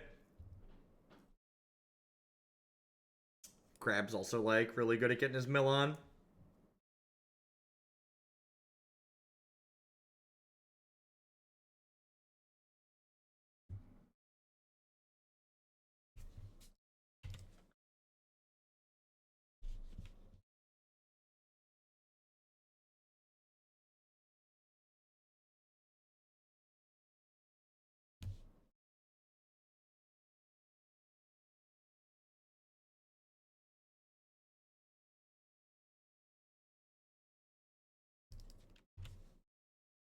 Arguably the best crab in Magic.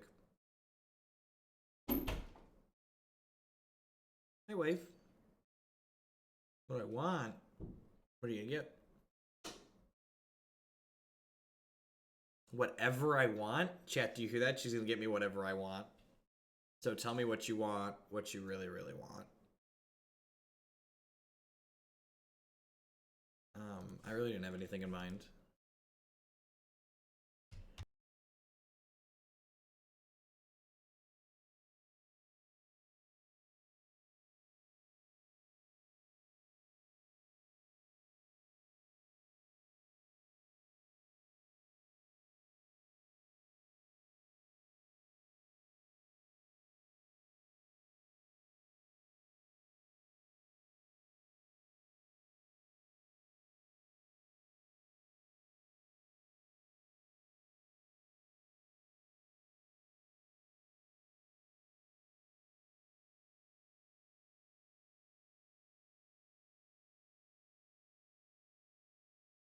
Sorry, I was working out late dinner. This is America. I need a fourth meal.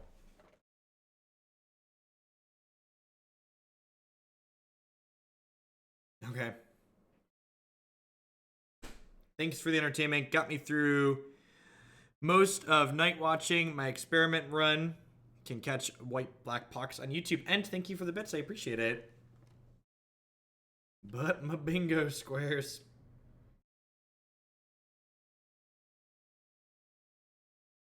How old was I when I met my wife? I met my wife when I was 16. Actually met her on my 16th birthday. We didn't start dating until I was almost 19, though.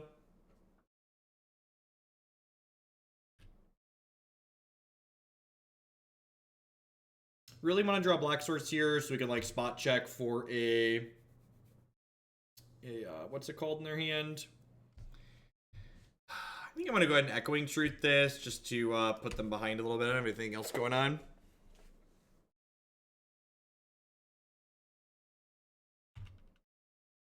If you're feeling adventurous, you could have Christy cook you something. We actually need to go to the store. The house is mostly empty.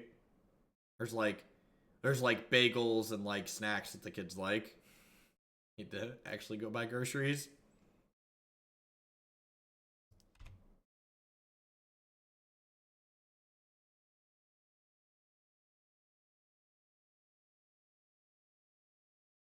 So one does better snake elf. What? Who is the better snake elf druid? I mean, Coiling Oracle, not close. Come on, Coiling Oracle draws cards. Buy your groceries on Amazon. The Amazon doesn't do groceries for us, I don't think, but the store Hy-Vee does doorstep delivery. We use them on occasion because if you order $100 or more worth of groceries, which we're a family of four, so we do almost every time, they don't charge you for delivery, which is great. Often do our shopping with them. Renaming my field over in here.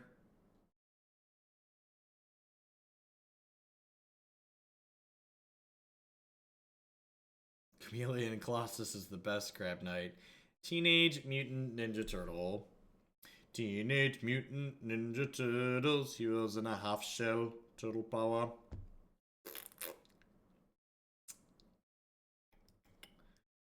Well, that did not quite work out.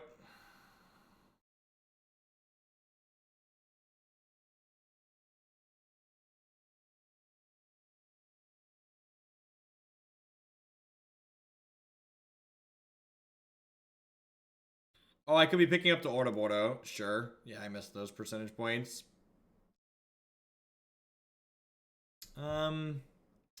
I think I punted against Fish by leaving in the archive traps. We also had some bad mulligans in that matchup. I think, and I mentioned this while we were streaming, I just want to mention the wrap-up. I think this mill list might have overcompensated to the controlling side maybe a little bit too much. I think maybe like the Dimir Charms are actually kind of sweet. I would play some more of this card, I think, because it's like a pseudo mill card that's also flexible. I feel like I might turn these two cards back into some more Fraying Sanities. That card was always pretty good when we played this archetype before. So, I think I liked some of the... I'm really not a big fan of Mind Funeral. I think I'd rather have a more consistent source of mill, like Fraying Sanity. like I said, just trying to turbo mill your opponent is just like a losing strategy in Modern. I think that's a good way to build a bad burn deck. Like, this archetype is not a good linear deck. It is a controlling deck. Yeah, you can feel free to message me. You can feel free to message me off stream. I always take a peek at decklist when people send me. I try to make time for that. I don't look at everything instantly, but I do get through my messages eventually. All right, what do we do?